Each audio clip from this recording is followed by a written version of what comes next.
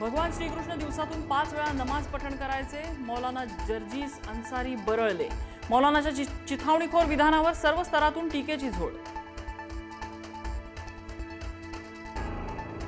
ठाकरेंच्या नागपुरातील रामरक्षा आंदोलनाचं मुख्यमंत्री फडणवीसांना निमंत्रण. संजय राऊतांनी लिहिलं मुख्यमंत्री फडणवीसांना पत्र. 18 जुलैला उद्धव ठाकरेंच्या उपस्थितीत नागपुरात रामरक्षा पठण.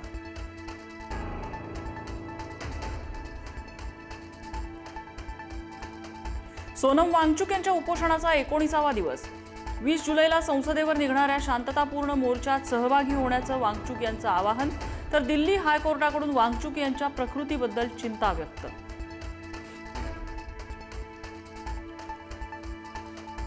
सोनम वांगचुक यांच्या आंदोलनाला काही सेलिब्रिटींचा राज ठाकरेंचाही पाठिंबा. श्रीरामाच्या तिजोरीची लूट शांतपणे बघणाऱ्या सरकारला आंदोलनानं काय फरक पडणार? राज ठाकरेंचा सरकारवर घणाघात.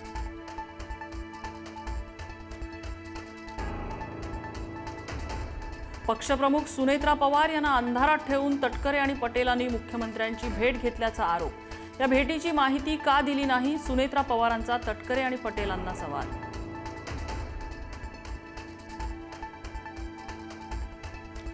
ज्या भेटीची माहिती सुनेत्रा वहिनींना द्यायची असते ती दिली जाते. प्रदेशाध्यक्ष सुनील तटकरेंचं स्पष्टीकरण. मुख्यमंत्र्यांसोबतची प्रत्येक भेट राजकीय असतेच असं नाही, तटकरेंचं विधान. पुण्यात बिल्डर खलील शेख यांची आत्महत्या करण्यापूर्वी बनवला व्हिडिओ.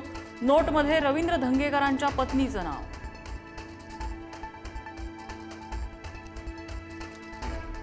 सिया गोयल आणि चेतन चौधरीच्या न्यायालयीन कोठडीत 14 दिवसांची वाढ. आरोपींची व्हिडिओ कॉन्फरन्सिंगद्वारे सुनावणी पूर्ण.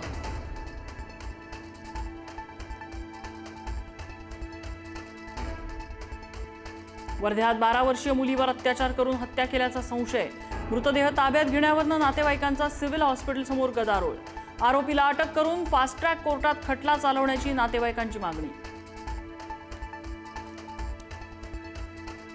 कोल्हापुरात रेकॉर्डवरील गुन्हेगारावर अज्ञातांकडून गोळीबार. रेकॉर्डवरील गुन्हेगार सूरज साखरेवर नाना पाटील चौकात गोळीबार. सूरज साखरे भाजपचा कार्यकर्ता असल्याची माहिती.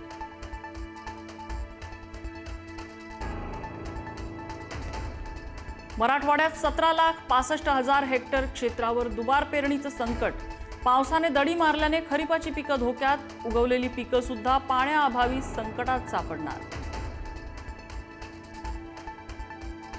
अकोल्यात हिवरखेड परिसरातील 300हून अधिक एकर शेती जलमय झाल्याचा शेतकऱ्यांचा आरोप. निचरा व्यवस्था नसल्यानं शेतांमध्ये 3 ते 4 फूट पाणी साचून पिकांचं नुकसान. दोषींवर कारवाईची मागणी.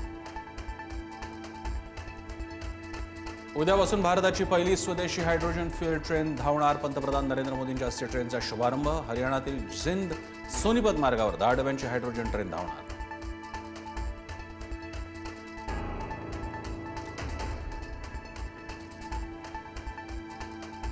पंढरपूरच्या विठुराया चरणी अर्धा किलोच्या सुवर्ण जडित पादुका अर्पण. अज्ञात भक्ताकडून 56 लाख रुपयांच्या सोन्याच्या पादुका अर्पण. जगन्नाथपुरीमध्ये रथयात्रेदरम्यान चेंगराचेंगरी. एकाचा मृत्यू, 100 जण जखमी. यात्रेत 10 लाखांहून अधिक भाविक उपस्थित.